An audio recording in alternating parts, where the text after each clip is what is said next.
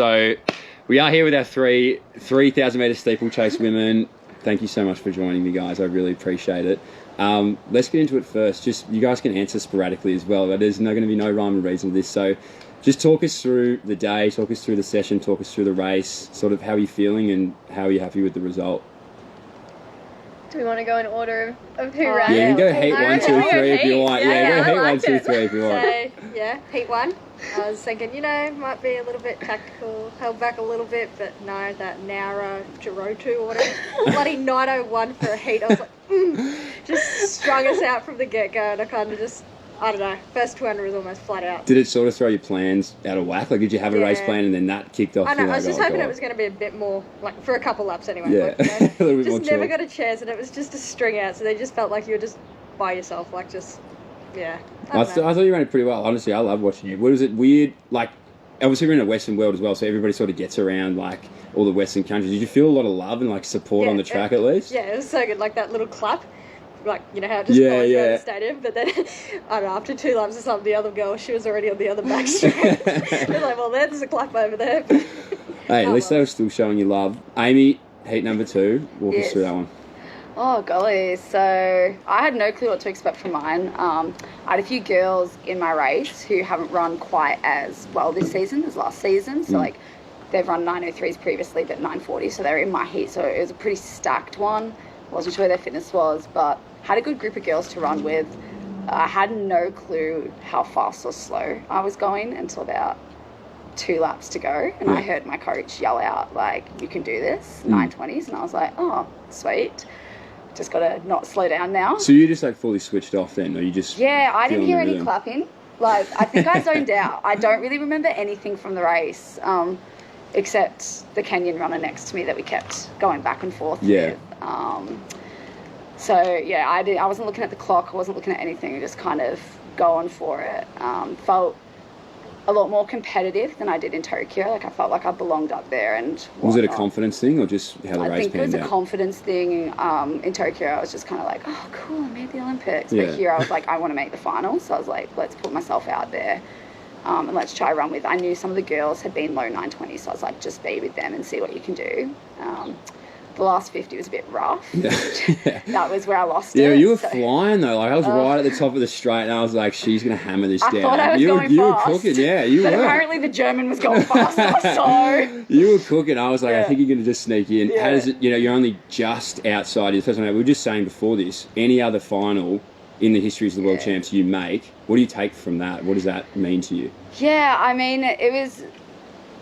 I kind of thought that 923 or under would make it this year, maybe 921. And I didn't realise how close I was at first until at the end when someone was like, oh, you're 0.44 away. And I was a bit gutted, got like a little bit emotional because I was like, wow, like I was so ecstatic with my PB, but to be so close and to know that any other year that would have made the final, it's just like, ugh. And so it gives me confidence moving forwards. I just got to really keep putting myself out there and having the confidence, especially with Com Games. And then, we've been talking, the steeple field's so deep now.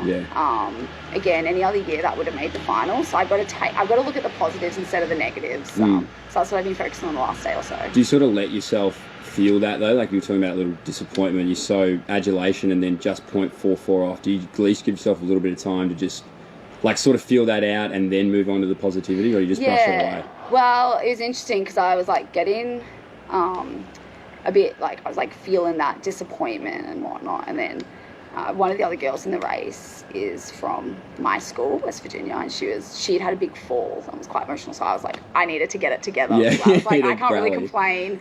Like, she had a stack, and so I think that kind of got me to switch to the positivity a lot earlier. But definitely last night before bed, it was just kind of switching off my mind, just kind of processing it all. And then today it was all about, okay, Com Games, what can we do? Yeah, absolutely. I thought it was awesome.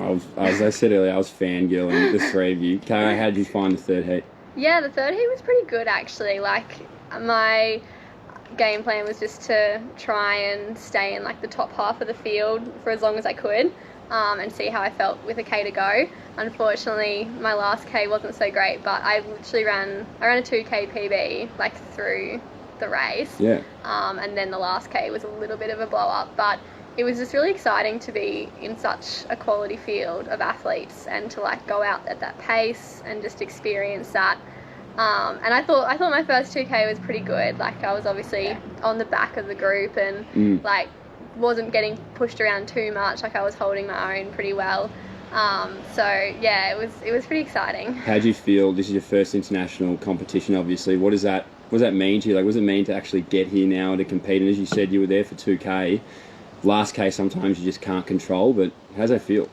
Yeah, I mean, it's such an honour to like rep the green and gold, and it's been such an amazing experience, like the whole training camp and then coming here and racing. I got so close to making the Olympics last year, and like it was pretty tough to like come back from that.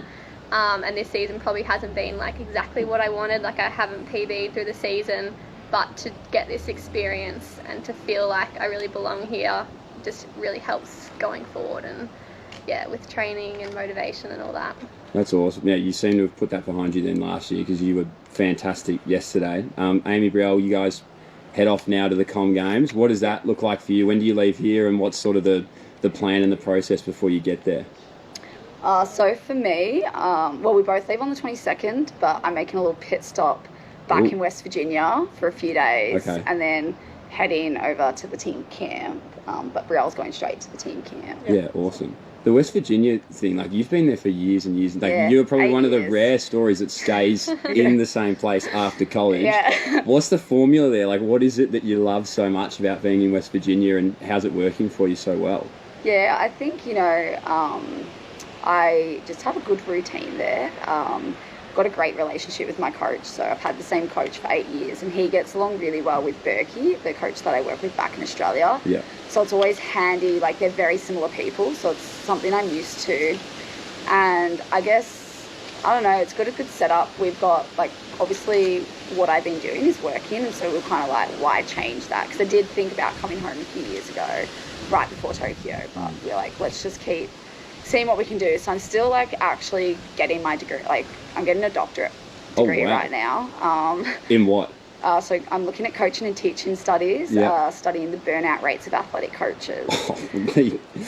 That's pretty around theme. That's yeah. So that's been really interesting, and my coach is really supportive of both my academics and my athletics and making it both work. So it's been good. Yeah, found the perfect routine. And I've got great like I said, one of the girls that raced yesterday, I trained with her. Was she racing for Canada? Yeah. Okay, yeah, I saw it on the socials. Yeah, that's where I saw that. Yeah. Yeah, so we've been training together for the last 2 years, like since the COVID. So yeah, that'd be a mad help. It's a good setup. Yeah, huge. And Brielle, 2 teams in 1 year, but not just that you have time between them now. You literally go back to back. Yeah. How does that feel? How do you get ready for that? And are you excited for Birmingham? I want to race now. Yeah. Like I'm just really in the mood to race again. Just after that, like it didn't feel like I was racing yesterday. Like it just wasn't a fun one. So yeah. Like, she wanted to race again last night. Let's put it that way. We're ready to go again. Race. 6K steeple one day. Oh. What was it that, like, why don't you feel like it was a race? Like, what was it?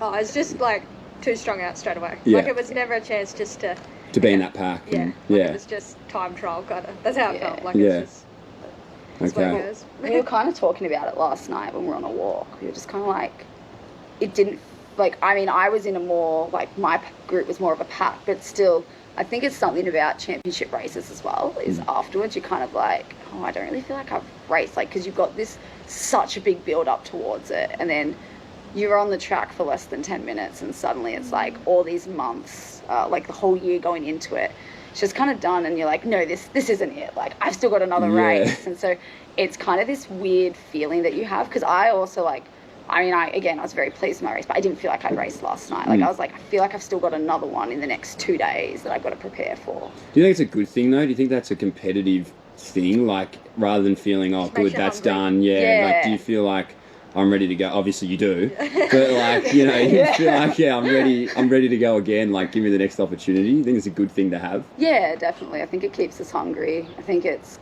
good, like, that you want to keep doing it. I think that shows that you still have a love for the, I think having a love for the sport is really important. And, you know, I don't know about these two, but before races, like about 2 hours beforehand, I'm like, why the heck do I do this? Like, I hate it. And I'm just like so nervous.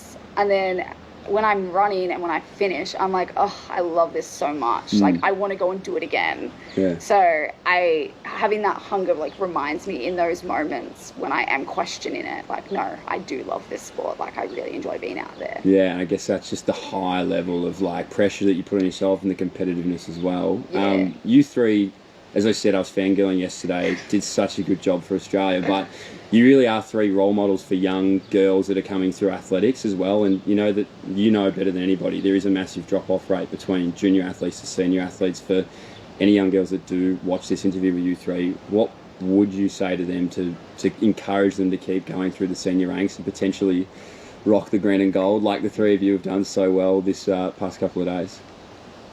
Yeah, I mean, I think just it's so simple just to stick with it and find like a training environment that suits you, and to not put so much pressure on yourself to achieve something straight away. Like, running, it's tough, but it is a long game. Like, you've kind of just got to take the time to progress and just allow yourself to have that time. And like, you don't have to be all about running all the time, especially when you finish school. Like, it is a really tough period when you're trying to jump into the open ranks, particularly in Australia, but that's okay. Like, you just got to put in a couple of good years of training and you'll see the result at the other end.